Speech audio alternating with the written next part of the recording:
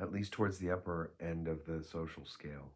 New nobles sometimes found it hard to gain full respect, but this mainly applied to the so-called nobility of the robe, who were elevated for contributions to political and civil service, not to the nobility of the sword, who gained their status from property, as Montaigne's family did, and prided themselves on the military calling that was expected to come with it. Peasants, meanwhile, stayed mostly where they always had been, on the bottom. Their lives were still dominated by the local seigneur, in this case the head of the Equam family. He owned their houses, employed them, and rented out the use of his wine press and bread oven. When Montaigne's turn came along, he probably remained a typical seigneur from their point of view. However much he praised the peasant's wisdom in the essays, a book no agricultural worker on his estate was ever likely to read.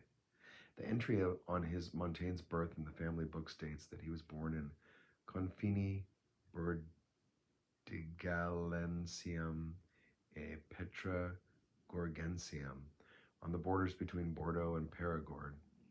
This was significant, for Bordeaux was mostly Catholic. The Perigord was dominated by supporters of the new religion, the reformist or Protestant one. The Equam family had to keep peace on both sides of a divergence that would split Europe in two throughout Montaigne's life and far beyond it.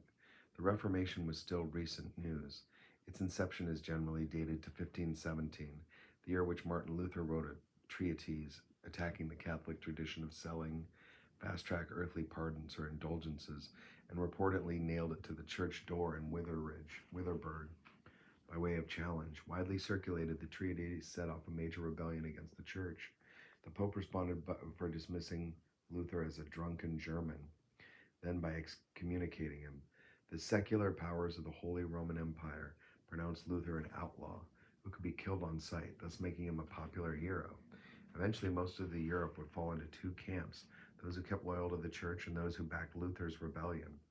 There was never anything geographically or ideologically neat about the division. Europe fell apart like a crumbling loaf, not like an apple halved by a knife.